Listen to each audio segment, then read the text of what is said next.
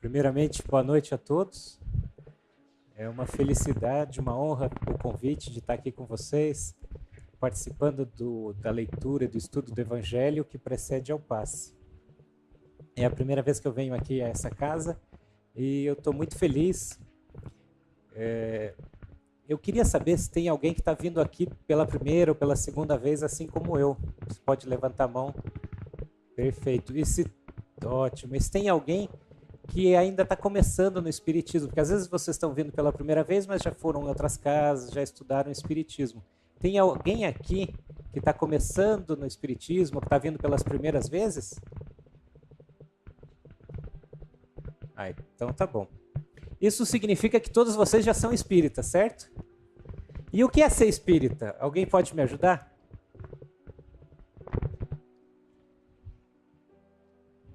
Oi?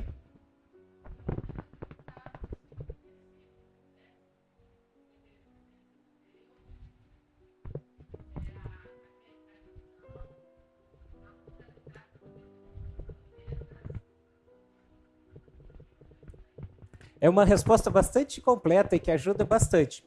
Veja bem, o Allan Kardec explicou o seguinte: reconhece-se o verdadeiro espírita pelo esforço que ele faz em domar as suas más inclinações. Isso foi um alívio muito grande, porque eu já tenho estudado espiritismo, conheço ele, mas ainda não sou perfeito, tenho defeitos, cometo erros e enganos. Então, eu me sinto acolhido quando Allan Kardec diz isso. Reconhece o verdadeiro espírita não por ser perfeito ou por não errar, mas por se esforçar em cada vez errar menos. E agora eu transmito para vocês, de novo, a pergunta que complementa, já uma parte a senhora já respondeu. O que é o Espiritismo? Alguém pode me ajudar a responder? O que é o Espiritismo? Desculpa, não escutei. Ah, sim. Mais alguma coisa? O Allan Kardec... Oi? O Allan Kardec começou o estudo das manifestações dos espíritos no meio e para o fim do século XVIII, e ele tirou conclusões de forma que comprovava o que já se falava nas religiões da época. Não existe morte, a nossa alma vive sempre.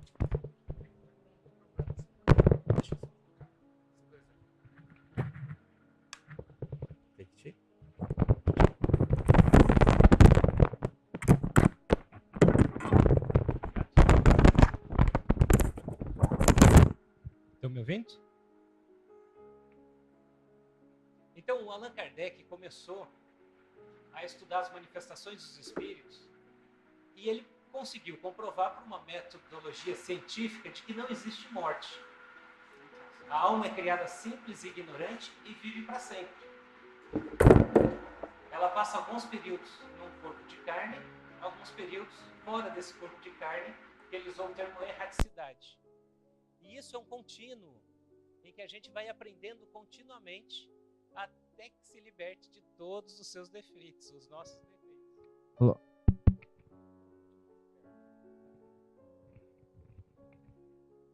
Então, seguindo esse raciocínio, o Allan Kardec conseguiu comprovar que não existiria morte.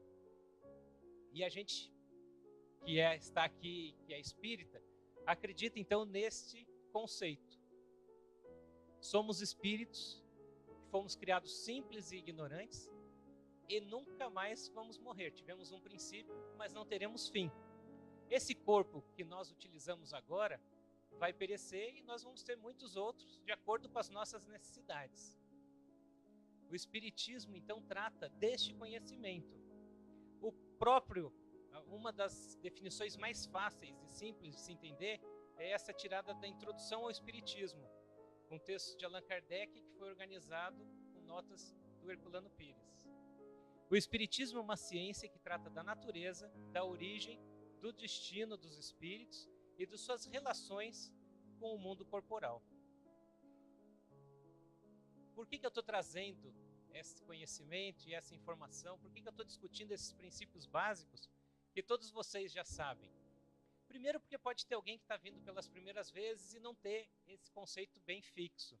E, em segundo lugar, porque o Espiritismo ele é muito amplo. Ele tem esse aspecto de uma doutrina científica em que foi criado de uma forma com uma metodologia. A partir do momento em que ele teve método, ele é ciência. A partir do momento em que ele nos leva a raciocinar, a pensar, a entender, ele é filosofia. Mas, acima de tudo, ele é uma doutrina que nos traz consolação, que nos traz certeza, que nos traz segurança e, principalmente, otimismo. Olha que maravilha esse conhecimento. Não existe morte. Não existe sofrimento que dure para sempre. As dificuldades que nós estamos passando agora sempre serão úteis para o nosso aprendizado e para o nosso progresso. Muitos de vocês já têm isso em mente, mas algumas vezes no nosso dia a dia, nos momentos de dificuldade, a gente esquece isso. E como isso acontece muito comigo, eu pensei, vou dividir com os meus amigos esse pensamento. O tema que eu gostaria de conversar com vocês hoje chama-se reto pensar. É a visão espírita desse tema. Eu trago um capítulo do livro Momentos de Meditação, do Divaldo Pereira Franco. É o capítulo 3 desse livro. E a gente vai lendo e conversando e discutindo. Tinha uma senhora aqui cantando quando eu cheguei, e eu acho que a maioria de vocês não conhece essa música. Alguém conhece essa música? Ah, bom. E eu grifei aqui o final. O pensamento parece uma coisa à toa, mas como é que a gente voa quando começa a pensar? Quem que escreveu essa música? Muito bom. Felicidade, do Lupicínio Rodrigues. O pensamento é um dos atributos principais da alma. Ele não é secreção do corpo como querem os cientistas materialistas. Próprios cientistas que não são espíritas, mas estudam física quântica, já conseguem prever que o espiritismo, que o pensamento não é uma secreção, um produto do cérebro, mas sim a consequência da nossa alma sobre o cérebro. E qual é a importância do pensamento no nosso dia a dia? Bom, o Divaldo, nesse livro, psicografou com a Joana de Ângeles, nos dá algumas dicas que eu acho muito importantes no nosso dia a dia. Olha só o que ele nos diz. O meu planejamento é que vocês me ajudassem a ler, mas por conta da gravação eu acho que eu vou ter que ler o tempo todo, e a gente vai fazendo os comentários, vai tirando as dúvidas e vai aprendendo junto. Pessoas bem intencionadas acreditam que algumas ações boas lhes bastam para a paz de consciência no mundo e a conquista do reino dos céus logo depois. Entre nada fazer e algo realizar, é sempre melhor o bem produzir. Todavia, a ação generosa, periódica, não é suficiente para equilibrar os valores humanos no campo de batalha da personalidade em detrimento do ser real em si mesmo. O que ele quer dizer com isso? Parece que ele está dizendo que não adianta fazer caridade. Dá a impressão de que o Allan Kardec meio que se confundiu quando disse fora da caridade não há salvação. O Allan Kardec, quando escreve fora da caridade não há salvação, está coberto de razão, porque ele concluiu isso de forma científica, estudando as respostas dos espíritos. Isso foi muito bem documentado no livro Céu e Inferno. As consequências da forma como eu vivo agora vão me trazer o retorno na vida futura. Mas também está muito bem claro em toda a obra cristã. O Cristo nos ensina em vários momentos que o mais importante é o bem que a gente possa produzir. Eu gosto sempre de lembrar aquela passagem que todos vocês devem saber de cor e eventualmente podem até citar melhor do que eu. Mas Jesus diz que no final ele ia separar em dois grupos. Os que estivessem à direita iam ser chamados para as benesses do reino dos céus. E ele diz, vocês que me acolheram quando tive fome, que me deram de beber, que me visitaram, que me atenderam, passem para cá. E eles perguntam,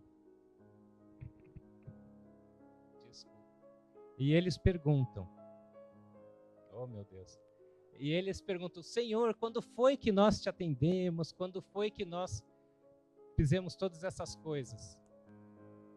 E Jesus responde: toda vez que fizeste a um daqueles pequeninos, foi a mim que fizeste. Então, o cerne do ensinamento do Espiritismo é sempre ver no próximo a figura de Jesus. Quando a gente aprender a fazer isso em todos os momentos da nossa vida, nós vamos estar vivendo o verdadeiro cristianismo.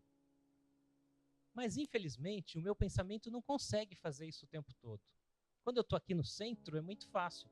Mas quando eu estou no meu dia a dia, nas minhas dificuldades, nos enfrentamentos que eu tenho que fazer no dia a dia, às vezes eu me esqueço disso. E esse capítulo desse livro vem nos ajudar nesse sentido. Então, aqui ele está lembrando que ir lá uma vez por semana, doar alguma coisa durante 1 hora, ou ajudar alguém por um curto espaço de tempo, e o resto da sua semana e do seu dia, você esquecer esses ensinamentos, é muito pouco. O Espiritismo, aos poucos, vai pedindo um pouco mais de nós. Então, o segundo parágrafo ele é bem claro. Entre nada fazer e algo realizar, é sempre melhor o bem produzir. Veja, mesmo que a gente fizesse só por meia hora, só por 1 hora, que nós ajudássemos o próximo num único período, já seria muito melhor do que nada fazer. Mas o convite aqui é um pouco maior. Olha só. O homem se torna aquilo que cultiva no pensamento. A vida mental irregular, geradora de 1000 conflitos e disparates, não fica anestesiada face à ingerência de alguns atos de solidariedade ou mesmo de beneficência. Ou seja, fazer o bem por um curto período é bom, mas pode ser insuficiente se a gente tiver uma vida mental irregular, com pensamentos de desânimo, com pensamentos de pessimismo, com momentos de desespero. O convite aqui é para que quando as dificuldades nos chegarem, e elas inevitavelmente vão nos chegar, que nós as recebamos com serenidade, com esperança, com certeza de que toda dificuldade que vem é para o nosso bem. E toda oportunidade de enfrentamento vai nos trazer benesses no futuro. Então, o autor continua: o reto pensar é o método único para atingir o reto atuar. Somente o pensamento bem direcionado impede que germinem as sementes da perturbação mental, geradora dos tormentos que procedem dos vícios ancestrais. O esforço para insistir no reto pensar preenche os espaços do pensar mal e do não pensar, ambos do agrado da ociosidade e da acomodação. Então aqui vem o convite para que a cada dia, a cada momento, nós façamos um esforço de mudar o nosso pensamento. Quando a gente começa com pensamentos negativos, ou quando a gente quer não pensar, nós estamos caminhando para a ociosidade e para a acomodação. E a proposta é que aqui nós mudemos a nossa faixa mental, procurando o pensar o bem o tempo todo. E como que a gente pode fazer isso? O autor aqui nos traz alguns ensinamentos. Vamos lá. Mediante o reto pensamento, o homem se descobre também agindo retamente. Inclina a tua mente para o mais saudável. Não te faças fiscal do lixo moral da sociedade, nem te permitas coletar os detritos do pessimismo como da vulgaridade. Olha só que interessante. Nós estamos vivendo um momento em que o nosso país tem uma comoção muito grande, muitas dificuldades que estão sendo vistas para o futuro, preocupações muito graves. Corrupção, desemprego. E aí ele está nos convidando a não se fazer, olha o termo que ele usou, fiscal do lixo moral da sociedade. Quem sabe aqui o convite é, em vez de ficar preocupado com a corrupção dos outros, cuidar da nossa própria corrupção. Todos nós cometemos pequenos deslizes no dia a dia. E a nossa sociedade vai melhorar quando todos nós mudarmos. E ela tem que começar por mim. A minha filha agora tem 11 anos, mas quando começou na escola, eu falei, filha, estuda, você vai bem na prova. E ela falou, e se eu for bem, o que eu ganho? Primeiro problema de corrupção. Pensei, é aqui que começa o problema. Veja só, sementinha de corrupção em casa. Falei, não ganha nada. É a sua obrigação ir bem na prova. Se for mal, é que vai ganhar algum problema, um castigo talvez. Agora, se você fizesse alguma coisa além do seu trabalho, além da sua obrigação, aí sim talvez pudesse ganhar alguma coisa. Então, esse me chamou a atenção, que é alguma coisa que tem nas nossas casas, no nosso dia a dia, e assim vai. Andar um pouquinho pela contramão para evitar de dar volta na quadra, andar pela faixa de pedestres, essas coisas todas, a maioria de nós executa. E o convite é para que a gente, aos poucos, comece a mudar. Então, muda a faixa de pensamento e isso vai levar a mudança de atitudes. É isso que o Allan Kardec esperava de todos nós, aqueles que se dizem espíritas, que se esforcem para melhorar gradualmente os seus defeitos. E essas pequenas corrupções nossas do dia a dia têm que ser combatidas no nosso dia a dia, com os nossos familiares, para que isso sirva de exemplo e para que a gente tenha a força moral de cobrar das outras pessoas e até mesmo dos governantes que tenha uma mudança real. Senão nada disso vai mudar. Não adianta ficar cobrando só lá de cima e aqui embaixo continuar a mesma coisa. Outra sugestão, não te permitas coletar os detritos do pensamento e da vulgaridade. Então, existe também uma onda de vulgaridade e de pessimismo no nosso meio, no nosso país, principalmente vinculado pela televisão, que a gente pode mudar.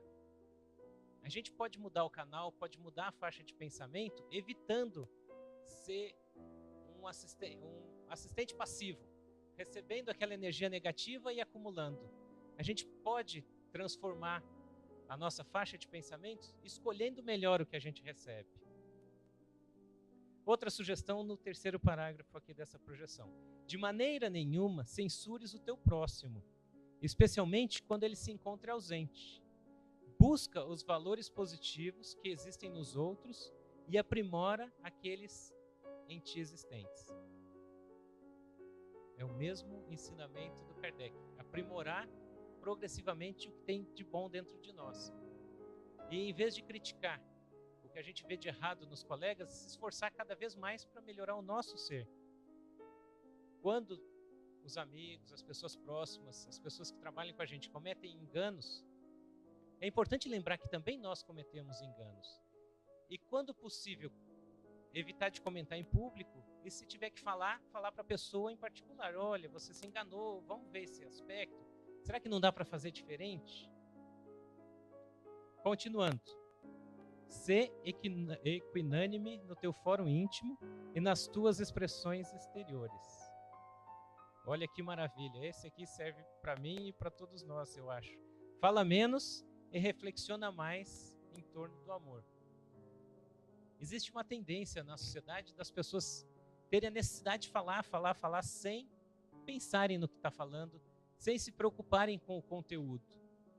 Então aqui o conselho do autor espiritual, falar menos e quando for falar, sempre que possível, vincular temas que produzam o bem, que produzam o amor, que tragam um fundo moral e de evolução. Insiste nas ideias que estimulam a vontade a tornar-se forte com disciplinado. Existem ideias do tipo, eu cometi um erro. Oh, que terrível. Eu sou uma pessoa péssima. E o que isso faz de bem? A visão espírita nos faz entender o erro como uma oportunidade de aprendizado.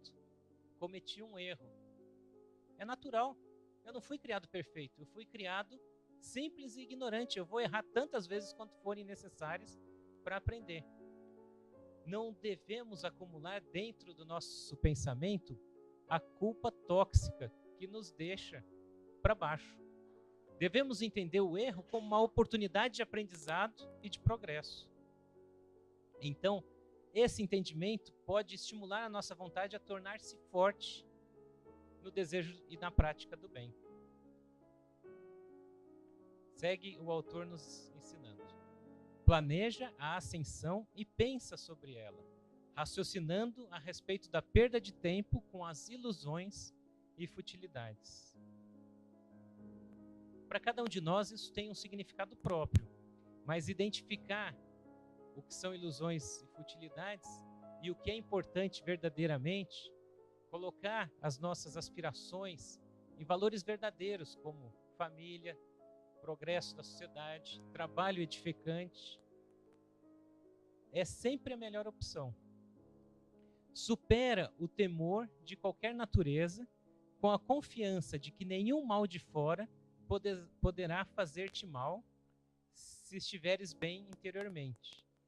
E somente te sucederá o que venha a contribuir para a tua paz e progresso espiritual. Vejam, essa é uma passagem que serve inclusive como ato de fé. Nenhum mal de fora vai te fazer mal. Deus não vai permitir com que isso aconteça, a não ser que isso seja uma oportunidade para a nossa melhora pessoal. Se a gente coloca esse pensamento firme na cabeça, nos nossos dia a dia, nas nossas dificuldades, nos nossos enfrentamentos que são inevitáveis e que vão acontecer no familiar difícil, no amigo com problemas, na situação difícil, qualquer que seja, lembrando que o plano espiritual, que Jesus sempre vai nos dar a oportunidade de vencer essas dificuldades. Nenhum mal de fora vai nos fazer mal quando a gente está interiormente bem. E que as dificuldades vão vir sempre para que possamos desenvolver o aprendizado, o raciocínio, a melhora e o progresso. Por fim, Jesus realizou na Terra os mais admiráveis fenômenos de que se tem notícia e demonstrou a mais elevada qualidade de amor que jamais alguém no mundo ofereceu às criaturas. Todavia, o seu reto pensar foi a causa do seu reto agir, que o faz de modelo para ser seguido em todas as épocas. E vocês podem me dizer, tudo bem, Marcelo, mas quem é que consegue agir como Jesus? Quem é que consegue manter o pensamento elevado e fazer o bem 24 horas por dia, 7 dias por semana, 365 dias por ano? Isso é possível? Bom, existem vários mártires, várias pessoas que encarnaram no planeta Terra e assim o fizeram. Chico Xavier é o nosso exemplo máximo de espiritismo que está próximo de nós. Se a gente transforma ele na figura de um anjo, de um santo, de um ser que foi escolhido, protegido, colocado na Terra como uma pessoa especial, coloca uma distância de nós até ele que é impossível de ser alcançada. Mas se nós entendemos que ele é um espírito que foi criado simples e ignorante, igual a todos nós, que por esforço próprio ele chegou a esse patamar e vai chegar até Jesus, nós podemos entender que nós também somos capazes de fazer isso. Vou acertar, vou errar, vou tropeçar. Mas se nós tivermos a vontade firme de melhorar, de a cada dia acertar mais, a cada dia errar menos, isso vai inevitavelmente acontecer na nossa vida. Infelizmente, eu não vou sair daqui anjo. Eu vou sair basicamente com os mesmos defeitos que eu cheguei. O trabalho espiritual pode me aliviar de uma carga de perturbações. A energia transmitida no passe pode ajudar a cicatrizar muitas coisas no nosso corpo físico, pode ajudar a equilibrar muitas coisas no nosso campo mental. Mas é imperioso que todos nós, a partir de agora, nos esforcemos para colocar em prática esse aprendizado e esse conhecimento de que o reto pensar, evitando as coisas que foram aqui citadas, deve ser o melhor caminho para o nosso progresso espiritual. O princípio básico da cura no centro espírita é a renovação de atitudes. Renovar atitudes é a cura por excelência. E as ferramentas que nos ajudam a fazer isso, além do passe, da água fluidificada, é o estudo e a prática das obras espíritas, das obras cristãs. A prática do cristianismo verdadeiro passa pelo reto pensar. Aqui o autor está nos convidando a manter o pensamento no bem a maior parte do nosso dia. Ficarmos atentos ao nosso dia a dia e toda vez que o nosso pensamento está se dirigindo para o pessimismo, para o apavoramento, para a indiferença, e ele acrescenta para a vulgaridade, para falar mal do próximo, a gente pode identificar cada vez mais e trazer ele de volta para o bem. Em cada situação da nossa vida, nós podemos ver com os olhos do corpo e interpretar segundo o nosso forma de pensar vicioso. O fulano está me olhando atravessado porque ele não gosta do que eu estou falando.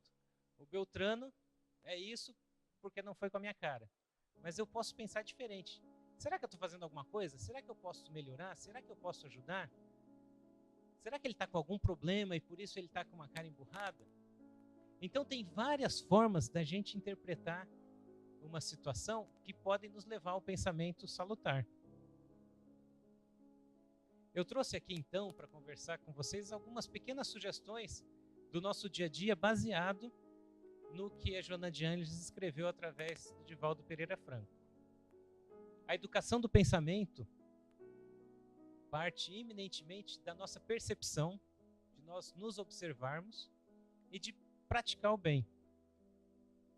Sempre em momentos de dificuldade, quando a gente para de ficar pensando em nós mesmos e muda o foco de ação para pensar em ajudar o próximo, nós abrimos canais para receber a inspiração superior, assim como durante a prece. Então, aproveitar o tempo e escolher o que é importante. No nosso dia a dia, nós temos um período de trabalho, um período de convívio com as pessoas, um período de lazer, um período de trabalho em casa. E durante esses períodos, nós realizamos muitas atividades. O que é verdadeiramente importante para cada um de nós? Contribui para o bem? É útil? Pode ajudar alguma pessoa? Ajuda nós mesmos a nos melhorarmos? Assim também as nossas conversas. Quando nós conversamos com as pessoas, é edificante? É útil? É bom esse diálogo?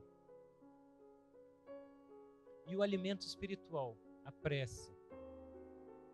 Como é que nós devemos orar? O que é importante durante uma prece? No meio espírita é muito difundido que a gente evita as preces decoradas. Por quê? Por que eu tenho que fazer uma prece espontânea? Por que eu não posso fazer uma prece decorada? A prece tem que ser uma conversa nossa com Deus. Não aquele Deus distante como um ser de barba lá longe, que não vai nos ouvir, no qual nós temos que puxar o saco ou fazer reverência. Mas o próprio Jesus nos ensinou aquele Deus que é como uma energia de amor, que é como um pai que está ao seu lado. Quando nós começamos a prece, nós vamos abrir os canais que vão nos conectar a esse Deus de amor. E muitas vezes, em vez de puxar o saco e elogiar e falar que Deus é isso, Deus é aquilo outro, uma palavra que venha do coração e diga: Pai, estou precisando de ajuda. Qual é o pai na terra que recusaria ajudar um filho? E sendo Deus muito mais amor, muito mais sábio, ele nunca desampararia os filhos. O Chico Xavier tem uma expressão muito engraçada que diz assim: quando a gente começa a orar e diz, meu Deus, socorro, antes da prece chegar até o alto, a resposta já veio até nós. De forma que a prece sempre é ouvida e sempre é respondida. Obviamente que muitas vezes nós, do nosso egoísmo, como crianças pequenas, não conseguimos entender o que significa a resposta. Mas sabedores que somos de que existe um Deus e uma providência divina que a tudo ampara e cuida, colocar nossa fé nesse sentido vai fazer com que nós fiquemos mais aptos a receber esse alimento espiritual, essa força que muitas vezes vem na forma de um pensamento, na forma de um encontro que parece por acaso, na forma de uma coisa diferente que acontece no nosso dia a dia e nos traz a solução. Muitas vezes no momento de dificuldade, em que a gente fica pensando e sofrendo com aquela coisa e não consegue dormir. Muitas vezes uma prece e um sono tranquilo podem fazer com que na manhã seguinte a gente acorde e diz, puxa, como eu não pensei nessa solução simples?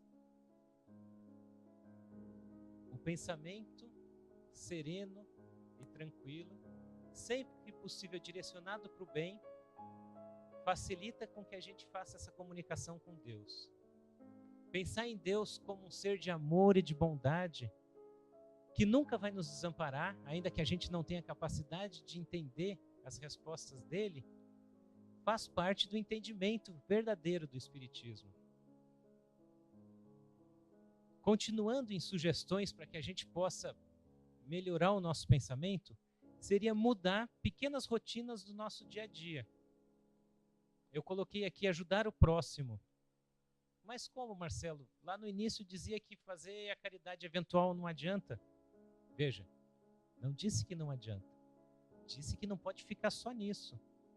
Agora, quando eu perguntei no início da conversa para vocês, se tinha alguém aqui que não era espírita, não apareceu ninguém, todos são espíritas. Então o Espiritismo nos convida a dar um passo além. Então vamos ajudar o nosso próximo, não uma vez, mas o máximo de vezes que a gente puder. Ajudar o nosso próximo não é só ir lá e dar esmola, todos vocês sabem disso. Ajudar o nosso próximo passa também em ter paciência, em ter pensamentos benevolentes para as pessoas que conosco convivem. Ajudar o nosso próximo passa num sorriso simpático, num bom dia, boa tarde, boa noite de boa vontade, num acolhimento das pessoas que nos procuram ou a quem nós procuramos e que vão nos atender. Ajudar o nosso próximo não depende de dinheiro e não depende de condição, status social. Depende da nossa boa vontade. Muitas vezes pode ser feito através de uma prece, através de um aperto de mão, de uma forma receptiva e amigável. E o convite do Mestre Jesus é que a gente veja em cada uma das pessoas que conosco convivem, naqueles que são o nosso próximo, em cada um deles a gente veja o próprio Jesus.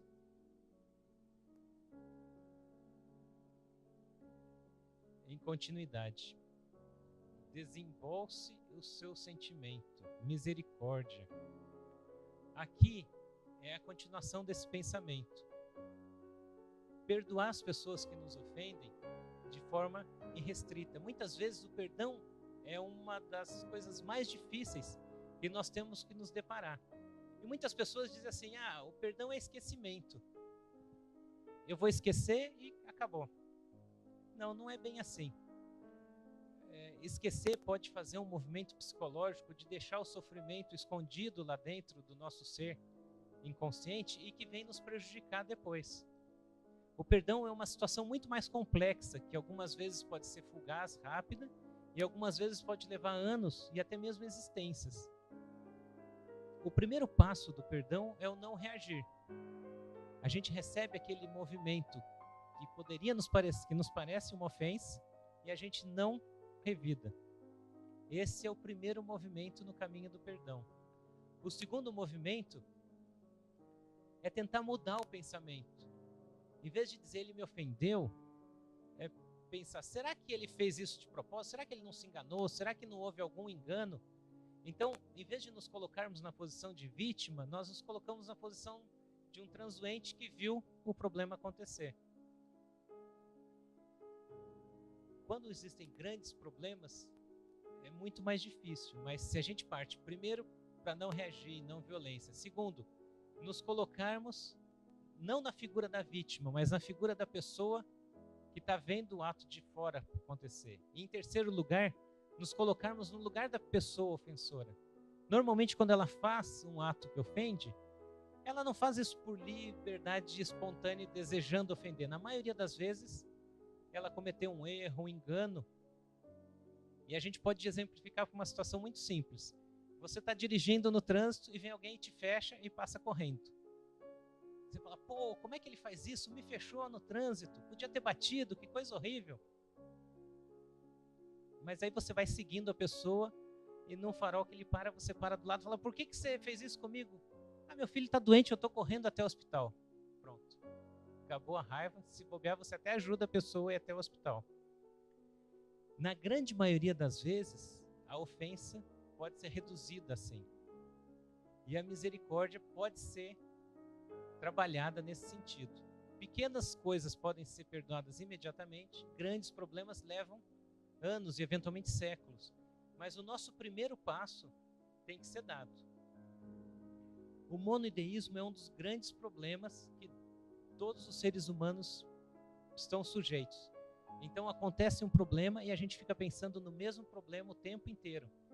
E aquele pensamento negativo fica cíclico na nossa cabeça. Conseguir identificar o monoideísmo e tentar e nos esforçarmos para mudar esse pensamento que se repete é uma das terapias mais importantes para que a gente caminhe na direção do reto pensar, para que evite as obsessões, para que a gente consiga fazer o trabalho do perdão. E continuando nessa visão do próximo como Jesus, procurar o lado bom de todas as pessoas e de todas as situações que nos acontecem. Às vezes vem uma dificuldade, uma pessoa difícil e você encara com um pensamento ruim. Mas se você pensar, e essa pessoa não está me ajudando a aprender alguma coisa? Nessa situação eu não vou sair mais fortalecido? Mudar o eixo de visão também vai nos ajudar a conseguir o trabalho do reto pensamento. Estímulo e prática do bem, como eu falei anteriormente, o tempo todo. Então a gente não precisa estar lá fazendo o trabalho, ele é muito importante, o trabalho voluntário, o trabalho na casa espírita, o trabalho de atendimento às pessoas que necessitem, é muito importante. Mas a gente não pode se limitar só a ele. Ele pode ser feito, a prática do bem pode ser feita o tempo todo. E a cada dia, a cada momento, nós recebemos do alto, do plano espiritual. A nossa vida é sempre cheia de benesses. A gente sempre recebe muito mais do que merece. A gente sempre recebe muito bem do plano espiritual e das pessoas que conosco convivem. Quando nós conseguimos perceber isso e fixar o nosso pensamento nesse sentido, nós estamos caminhando no reto pensar. Estes eram as ideias que eu queria dividir com vocês e aprender junto com vocês. Eu sei que é um convite bastante difícil ficar 24 horas pensando retamente, pensando no bem. Mas se nós, espíritas, não dermos o primeiro passo, se nós não nos esforçarmos para fazer isso, quem vai fazer? Existe uma religião chamada Sikhismo, que se desenvolveu na Caxemira, entre a Índia e o Paquistão, em que um dos seus princípios, é uma religião de 600 anos, um dos seus princípios é ficar em oração continuamente. Está continuamente ligado à divindade. Eu imagino que o convite do reto pensar seja um primeiro passo para que a gente também esteja caminhando nessa direção. E no futuro, quem sabe na próxima encarnação, quem sabe em mais algumas, como no meu caso, a gente possa dizer como Paulo de Tarso disse: não sou eu mais quem vive, e sim o Mestre que vive em mim. Eu imagino que o reto pensar seja o primeiro passo para que a gente atinja essa capacidade de intercâmbio com os espíritos superiores permanente. Então, eu quero agradecer a oportunidade de conversar com vocês sobre esse assunto.